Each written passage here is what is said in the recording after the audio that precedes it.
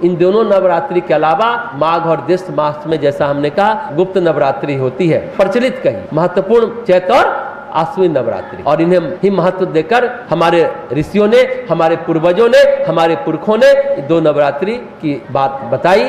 और परम पूज्य गुरुदेव तो विशेष रूप से बताई कि बीच का जो मध्यकाल है, जो आक्रांताओं का काल रहा, देश पर विदेशी आक्रमण होते रहे, तो अपनी व्यवस्था छिन्न भिन्न हो गई। हम लोग अपने अपने संस्कार को भूल गए, जो परंपरा थी, अच्छी परंपरा हमारे अंदर से निकलती चली गई। हम लोग चिन्ह पूजा करते रह गए। हाँ, दुर्गा पूजा है, पुरोहित जी आए, पंडित जी, घर में दुर्गा सप्तशती का पाठ चल रहा है, यजमान बैठ के खैनी लेटा रहा है, फोन पर गप कर रहा है, यही नवरात्रि चिन्ह पूजा हो गई। कोई लाभ किसी के जीवन में परिवर्तन नहीं होता था। जो हमने कहा, जगन माता के गोद में 9 दिन रहकर हम अपने जीवन का पुनर्निर्माण करते हैं, पुनर्संरचना करते हैं, नए ढंग से जीवन को व्यवस्थित मर्यादित करते हैं, वो क्रम छूट गया था। परम पूज्य गुरुदेव ने सामूहिक नवरात्रि का क्रम चलवाया कि अब हर एक आदमी घर में पूरी व्यवस्था नहीं कर पाते हैं, तो सामूहिक रूप से पूरे भारत ही नहीं, पूरे विश्व में गायत्री परिवार की जहां जहां शाखा है, सामूहिक नवरात्रि का क्रम चलता है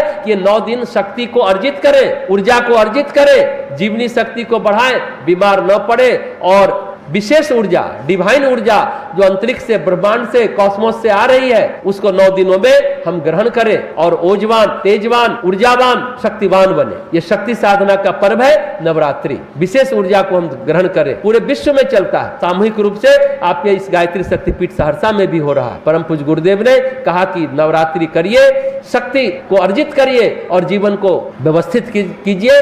रोते कलपते जीवन बीतना नहीं चाहिए, हंसता खिलखिलाता मुस्कुराता जीवन हो। अगर सचमुच हम नवरात्रि की साधना को करते हैं, इसके अनुशासन को 9 दिनों तक मानते हैं, सिंपल बात है। गुरुदेव ने बहुत अच्छी बात कही, नवरात्रि साधना करने से हमारे अंदर पॉजिटिव एनर्जी आती। गायत्री मंत्र का जप करने से पॉजिटिव एनर्जी यानी पुण्यबल बढ़ता है। पुण्यबल बढ़ेगा तो आपके जीवन से दुख कष्ट कठिनाई जाएगी, आपको सफलता मिलेगी। नवरात्रि साधना करने से नेगेटिव एनर्जी खत्म होती है, निकल जाता है, यानी पाप खत्म हो जाता, और पाप खत्म होगा, पाप का बल ही तो दुख कष्ट कठिनाई को बढ़ाता है, तो दुख कष्ट कठिनाई दूर हो जाएगी, यानी पाप दूर हो जाएगा।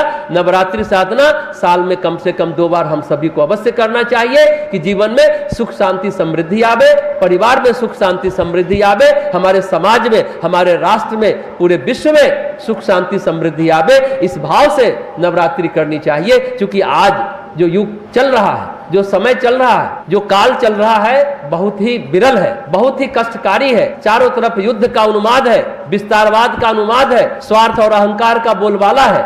उसमें और ज्यादा सामूहिक नवरात्रि अनुष्ठान करने की जरूरत है, आवश्यकता ही नहीं, अनिवार्यता है। अपने जीवन को आगे बढ़ाएं। सभी के कल्याण की भावना जो अखिल विश्व गायत्री परिवार का लक्ष्य है, मनुष्य में देवत्व का उदय, धरती पर स्वर्ग का अवतरण। धरती पर स्वर्गीय परिस्थिति कैसे बने, इसके लिए ही इस बार की परम पूज्य गुरुदेव ने अखंड ज्योति पत्रिका जो लिखी, उसका 100 साल 2026 में पूरा होगा। 1 साल उसका और वंदनीय माता जी का शताब्दी वर्ष भी मनाया जाएगा। सबसे महत्वपूर्ण बात है कि अखंड ज्योति पत्रिका जो इसी समय शुरू हुआ, 100 साल होने जा रहे हैं। जागरूकता पैदा करें, यही अखंड दीप जला था, जिसके सानिध्य में परम पूज्य गुरुदेव ने 24 लाख के 24 महापुरस्सरण, 5 पुरस्सरण करने पर वशिष्ठ की उपाधि मिलती है और 12 पुरस्सरण करने पर विश्वामित्र की उपाधि मिलती है। विश्वामित्र ने नई सृष्टि की रचना करने की ठान ली थी। वशिष्ठ के पास कामधेनु गाय थी, आप सभी जानते हैं, और 24 पुरस्सरण किया होगा